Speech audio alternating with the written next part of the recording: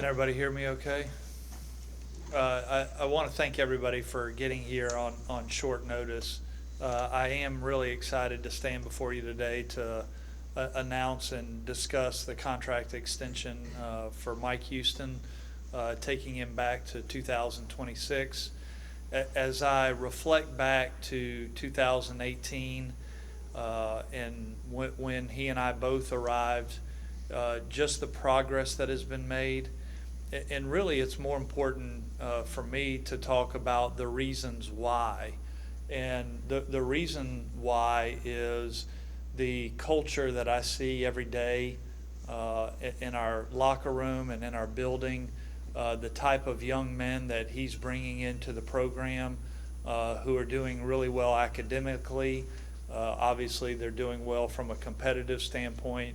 And I do feel like our football team is engaging our community in a meaningful way. And so when you look at where we started to where we are today, I feel like certainly warranted for him. I know that he would be the first to tell you that it's just not about him, that our coaching staff, our support staff, our student athletes, all play a part in this. But I'm just really thrilled about the progress that we've made as a football program. I do want to thank Chancellor Rogers and the institution. The value that this football program plays in certainly the community, the region, locally in Greenville, and then certainly this institution, the visibility and the value that it brings is immeasurable. So I'll be happy to answer any questions after Coach comes up, but I think it's important that we hear from him directly, Coach Mike Houston. How's everybody doing? Good to get together for this. So I just, what exactly to say, just I think just very grateful and humbled. I said the other night on my coach's show that, I've made it as clear as I can to Chancellor Rogers and to John Gilbert that Amanda and I and our family are very, very happy here. And that's a big piece of it. But, there's just so many people that need to be thanked, for this opportunity. And I think, obviously, very, very thankful to Chancellor Rogers, the Board of Trustees, everyone that helped get this done. Very thankful for our coaching staff, for our players, and all the hard work that they've done. But really, John Gilbert, from the very first day that I met him, I have never had to question his support. I've never had to question his commitment to our program, to our coaching staff, to our student athletes. And I really do want to thank him. He never wants the attention, never wants the spotlight on him, but just the work that he does daily for everybody, but the work he does daily for our football program to support us, we really appreciate it. And I appreciate him helping get this done. It's something that Amanda and I wanted. I know that there's, you get this time of the year, there's rumors and stuff everywhere around there, but the big thing is, we wanted to be here. We're excited. We're excited about being here in Greenville. We're excited about how the kids have done here in the 3 years. It's been a really great transition. And I say again, we're very happy here. As far as, your work, I'm very fortunate. I get to do something daily that, my job, that I don't really think of it as work. I enjoy very much every day I come into the office. I enjoy our staff. I enjoy our student athletes. We just met with them. They're in meetings right now. We're getting ready to go out for practice. But the team meeting, they were as energetic as ever. I'm sure I'll get plenty of ribbing from them. Over the extension, but they're just it's maybe 3 years ago today, I think, was the first time that I met probably about 20 of them or so that are still in the room. And that room that night when John and I stepped in there, we've talked about it a lot. It was just, it was depressing. I mean, everything about the whole thing was depressing. And then you walk in today, and there can be no more enthusiastic group of kids than that bunch. And that's been the change, in the program. And it's so much work by so many people. So I just want to say thank you for, to Pirate Nation, our fan base. I said it when I took the job. They're a big reason why I was attracted to this job. It hasn't been easy now, but I love the passion of our fan base. I love the passion that they have on game days. I love the passion that they have 365, year round. It's really, really special, and so I'm excited to be here. I'll be around for a while longer, so hope everybody else is excited as I am. Questions? Coach, with all the rumors that were out there, did you have to, how many of the players or recruits did you have to address with that stuff, and how good is it to maybe put that to bed and kind of really focus on the bowl game and the future here? Not a ton, but our players, I do feel like we have a really good relationship with our players, and one where they do trust me. And so the only thing I said, a couple of them said something to me, and I just said, listen, guys, you can't, we talked about it the past weekend, you can't listen to all that stuff. I said, you just got to, focus on what we're doing right here and all that. But I am very grateful to have it put to bed, especially before signing day. And, you sit here and I knew exactly what was going on. I'm in the middle of it. So, but until things are done, they're not done. And so just glad to get it wrapped up, and that puts all the stuff out there to rest, and you don't have to worry about it anymore. Coach, how frustrating is it that when you read stuff on social media, we were talking about it beforehand, but it's all changed over the years. Yeah. And it's a different animal out there when coaches are looking for jobs or not looking for jobs. Right. It's that way with everything, though. There's lots of experts out there, and everybody's an expert on Twitter, and all it takes is somebody to say one thing, and then the overreaction from one statement can go out there, and but it's our world that we live in. But the good thing is, I'll reference back. John and I speak, I would say daily. And we were always on the same page.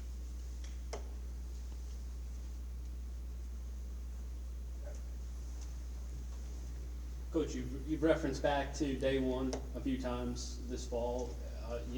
With an extension now, what is the next few years? What are the goals for the next few years with this program? Now that you kind of know you're going to be here. Well, it's what I talked to the team about last Saturday with the bowl bid.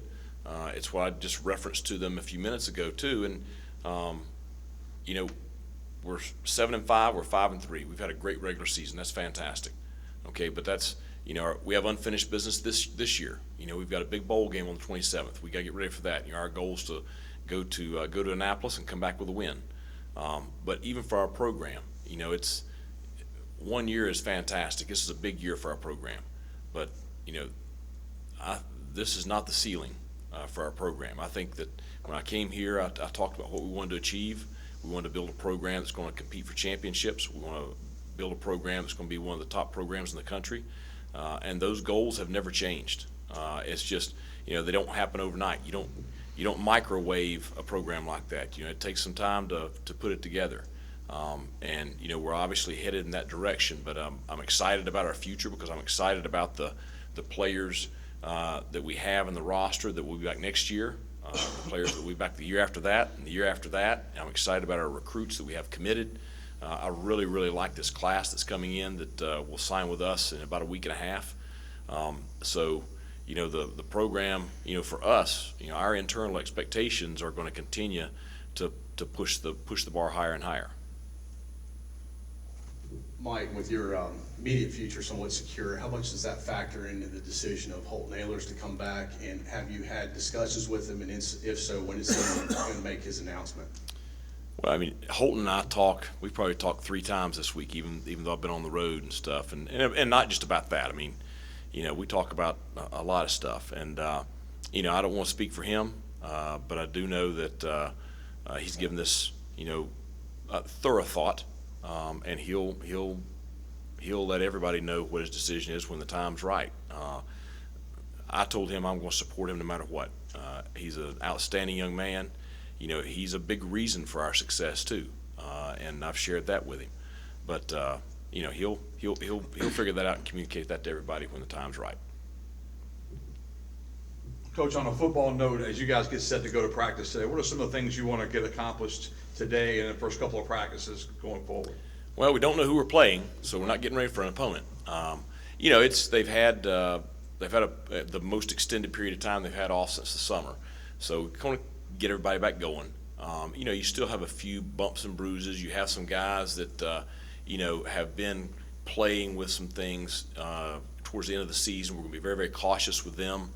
We want to make sure that we're healthy and fresh going into the bowl game. So you might see some guys that have played a lot of snaps not get as much work here the first couple of days. We have a lot of young guys that have not played a lot, and we have a lot of guys that maybe redshirted this year and didn't play any. So we're going to do a lot of stuff with them also. But like for example today, we want to get back going, special teams wise. So it's going to be more about the quality reps and really, work on some fundamentals and some things to ensure that we're making improvement in the areas maybe that we had, have some things that didn't go our way here during the season. And so the first several days is going to be just a lot of that. It'll be a lot of just about us. Coach, we haven't seen the terms of the contract yet, but I assume the assistants will be getting some sort of raise. And how important is that for your staff, especially compared to the rest of the American? It's pretty well documented they're not maybe getting paid what some of the assistants in the conference are. So how important is it for them to be rewarded along with yourself? When John asked me what things were important to me when we first started, talking about an extension, that was it. I mean, it's anything that we achieve on the field, it's a group effort. I mean, it's the student athletes, it's the assistant coaches, it's the support staff, it's everyone in this thing together. And I'm very thankful that the institution is going to invest in our coaching staff beyond myself, and I'm excited for them too. They all want to be here. They're heavily invested in this thing. So that was a big piece of it. Anything else for Coach? Okay, All right, thanks a lot. John, can you give us a timeline a little bit about when the first negotiations started and just kind of follow us through and then give us all the numbers exactly how they went down? Well, really, after the Memphis game on that Sunday, I went in and talked to Coach and talked to him about, where I thought we were and where I wanted us to get towards. And we really didn't get, his focus was on the games and, the opponents that we were playing. So it was a very high-level discussion at that point, not necessarily down in the weeds. And so it really started on that Sunday after the Memphis game when we got bowl eligible and, everybody could see the tangible result on the field. John, can you discuss the specific terms of the deal, the amount, the years, and Yeah, also what it means for the assistants? We're getting we'll get the agreements printed for you now, so I'm hopeful like here shortly someone will bring those up. I won't get into all the specifics. I'll let you all kind of look through the contract, but it's we're backing him up to 5 years. He had 2 remaining, so we added on an additional 3 to 26. And if you look at kind of where we started, both Mike and his assistants were at the bottom of our league as it relates to salary and salary pool. And so I felt like it was important, if we all want the program to be where we want it to be, we need to continue to invest.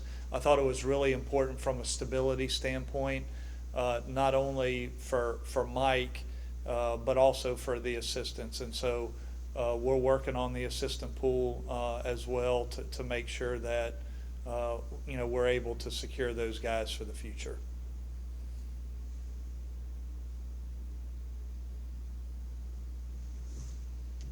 Not to take anything away from the day, but there's also been talk of a possible extension for you as well. Is that also in the works? I've talked to the, I'm happy here. Katie and I love living here. I really don't worry about those things. Like it just doesn't enter my mind. The chancellor and I have talked. Hopefully we'll get something completed in short order. Not really a focus for me. I'm happy being here. Love living in this community. I love our fan base. We're not done. I think as it relates to our entire athletic department, we've got so many things moving in a positive direction. I've got a lot of work left to do. It's really going to take everyone to get there. Our Pirate Club, the donors in our Pirate Club, we're going to be talking to them in short order about what a capital campaign would look like, getting them to help invest in all of our sports teams, all of our infrastructure to help grow this. But because as you look across the landscape of our conference, both those members that are with us now and those that are leaving us, the programs that are elevating themselves and creating new opportunities, it's all coming from investments that they made long ago. And I think back to like the University of Houston and where they are and the decision they made 10 years ago to really double down and invest in athletics. We're going to be talking to our donors in short order, through the Pirate Club about helping us invest in this entire athletic department to grow it where it really wants to be. What's the when you hear a coach of yours come up in some rumors, and what's the feeling and reaction like on your end, and does that kind of play a role in the timeline of all this happening? Well, it's interesting. Someone tweeted out something, someone with not a lot of followers, no one at ECU, but someone with not many followers, and it was on Sunday evening, and I really don't get much time off, and your phone starts blowing up from everybody of, is coach talking to a particular school or not, and it does on some levels aggravate you with having to deal with that, but the reality is, and I look at this with all of our coaches, it is a shared partnership with me. I get to share in the success of our programs, and when our programs aren't successful on the field, I share in that as well. Like I wear it on my sleeve, I feel it. And so part of that shared partnership is an open line of communication. Coach Houston mentioned that he and I talk every day. I make sure that there are no surprises. And so my dander was never really exercised when all that discussion was happening because of the conversations that I'm having with the coach, knowing where we stand and what we have been discussing from a term standpoint. So it creates a lot of stress from a communication standpoint with the outside world who sees this and wants me to react to every one of their questions, which you have to do in short order. But internally, I really was not concerned based on my relationship with our coaches and how we communicate with one another. And I just firmly believe in that. I know when Coach Houston was at James Madison, he had agreement about the indoor practice facility in his contract. Is that Yeah. something that y'all talked about at all, or is that more like a verbal agreement? No, and I would never, I don't believe in that. Like, if I say we're going to do X, we're going to do it. I don't feel like I need to put every little thing in a contract. I'm interested in an indoor practice facility. It makes a lot of sense on a lot of levels. And, when you look at it, I don't look at it as something that's strictly for football. This is something that baseball, softball, soccer, lacrosse, every outdoor team that we have would have access to something like that. It also makes a significant statement from a recruiting standpoint. Most every Division 1A school in the state of North Carolina, other than maybe one or two, have an indoor practice facility. And then I could rattle off a number of schools that have them that are not in as prestigious a league as we have. And so I do think it is a missing piece for us. It is not going to preclude us from continuing to win and promote our program, but I do think it's something that we need to start working towards. I'm not ready to launch anything today, but again, from a capital standpoint, we're going to get in front of our donors pretty quickly to help invest in all of our sports programs. Yeah, what's the buyout number now?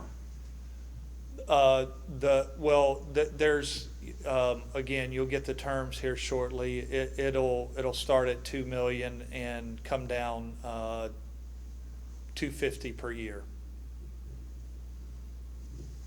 John, have you had any conversations about the bowl game upon being announced before the deadline?